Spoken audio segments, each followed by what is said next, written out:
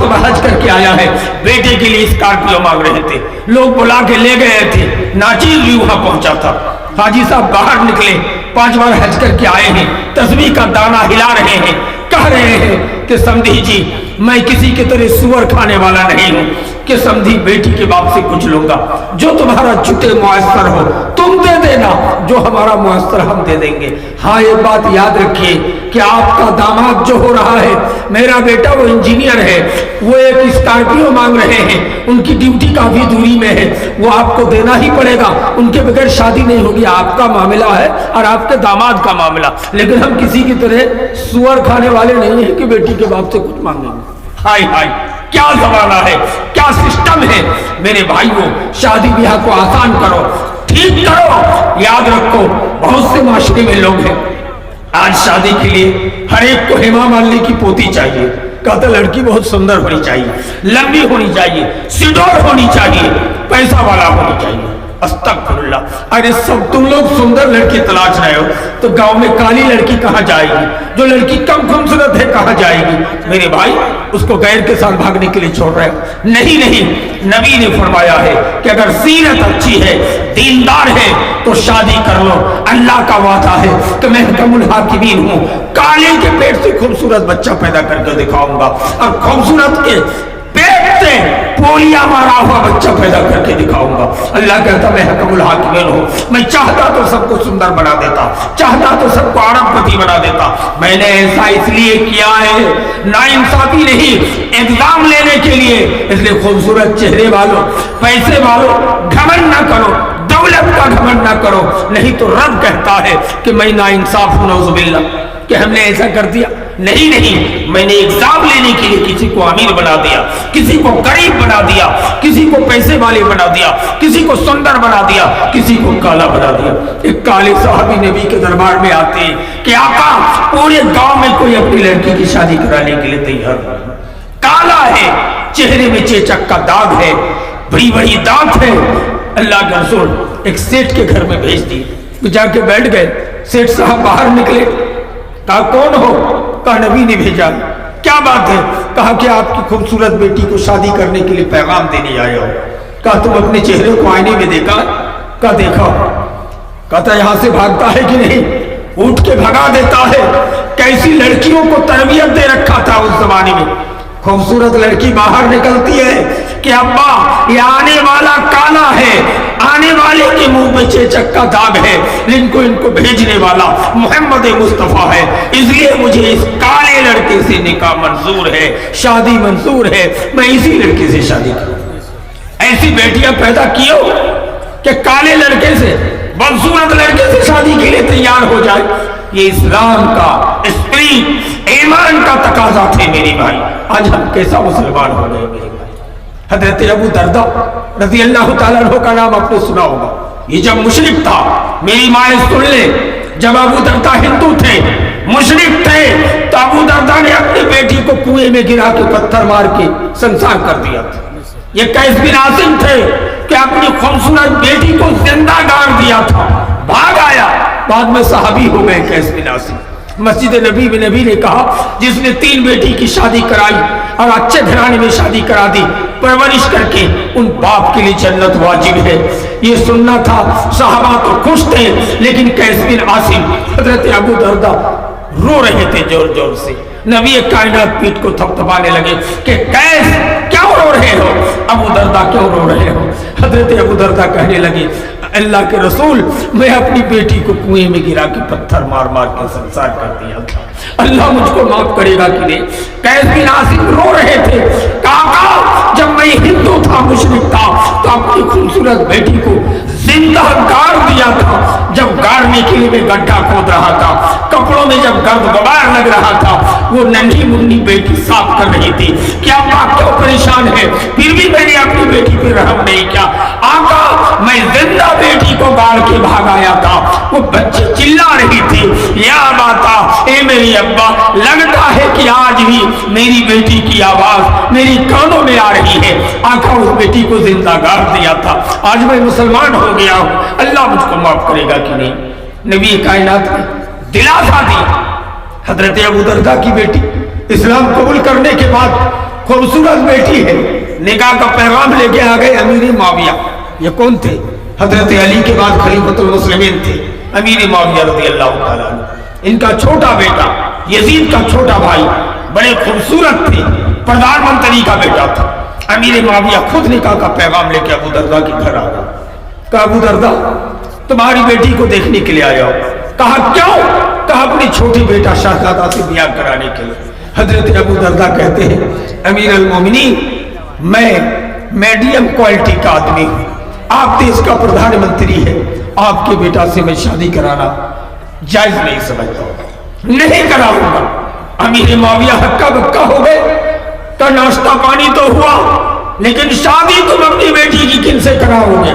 कहने लगे अमीर अल मोमिनीन अमीर मुआविया मैं अपनी बेटी की शादी एक मजदूर से कराने का आज़म कर लिया। कौन मजदूर? 1 रुपया उनके पास नहीं, रोजाना जंगल से जलावन काट के लाता है, गट्ठर बना के मदीने की बाजार में बेचता है और उसी से गुजारा करता है। चावल दाल जो भी मुयस्सर हो खरीद के लाके गुजारा करता है।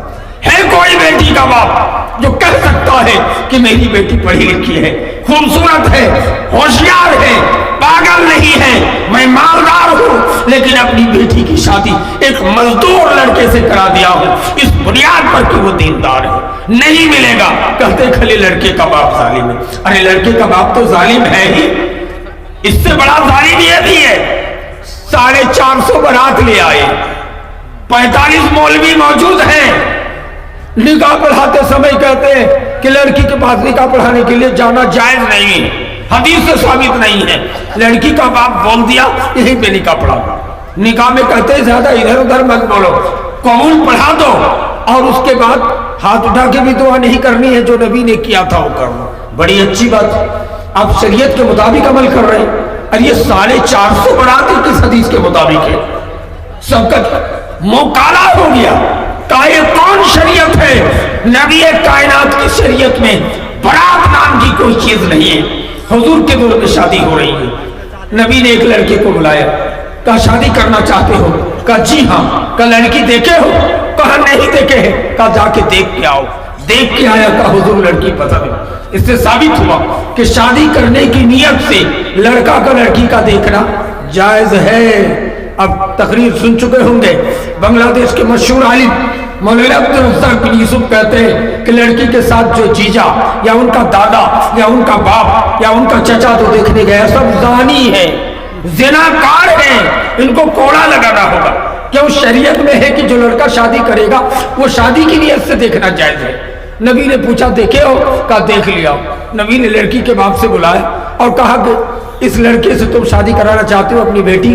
कहते हाँ कराना चाहते। नबी वही खड़े हो गए, ना तो लाल टोपी है, ना कोई पगड़ी है, ना कोई सेहरा है, ना कोई कुर्ता है, ना कोई गले में माला है। वही नबी ने खुतबा पढ़ दिया और उनका निकाह पढ़ा दिया मोहर के एवज में। और जाके उस लड़के से कहा कि घर में जाके वलीमे की भोज खिलाना। अवली मौला हमेशा एक बकरी ही सही, छोटी मोटी बकरी दबा करके बोल। सुन्नत तरीका ये साबित हुआ कि लड़के की शादी के बाद घर में आके भोज खिलाना सुन्नत तरीका है। इस तरह हज के मौसम में लोग हज में जाएगा, खिरकाची की तरह इस घर से इस घर खाते फिर रहे, हालांकि ये शरीयत को साबित नहीं है। नबी की सुन्नत है कि सफर से वापसी के बाद भोज खिलाना चाहिए। सुन्नत तरीका तो ये था कि हज करके आने के बाद पूरे गांव, अगर चुन्नी घाट में कोई हज को जा रहे हैं तो यहाँ से पोखर टोली पलसा टोला सबको दावत दे। कहा कि मैं 3 को बड़ा बड़ा माल जमा करके सबको दावत दे रहा हूँ, आइए खाने के लिए। यह सुन्नत तरीका है। हम सुन्नत को छोड़ देते हैं और जाते समय ही भोज कर देते। जाते समय जो खास मेहमान आए उनको तो खिलाना दुरुस्त है, लेकिन भारी भोज करना ये शरीयत के खिलाफ है। इसका आप खास ख्याल रखें। मेरे भाइयों, मेरे बुजुर्गों, मैं आपको बहुत सारी बातें कहने के इरादे से आया था, लेकिन प्रोफेसर मुनव्वर हुसैन आसामी तशरीफ ला रहे हैं। बड़े मजेदार अंदाज में एक खास लहजा है, बुजुर्ग आलिम दीन है, बड़ा अच्छा बोलते हैं, आप उनको सुन के जाए। मैं आपके सामने मुश्तरक बातें बताने की कोशिश की है। जो कौम मौत की जरूरत पर मेरी भाई। और एक बात है कि आप शिरक से बचने की कोशिश करें। एक हदीस लेके बहुत टकराव चल रहा है उलमा में, बहसें चल रही है। वो बहस ये है कि बहुत से लोग हैं कि गोबर से अपने घरों को पुताई करते हैं। कहते हैं ये दुरुस्त है, क्यों?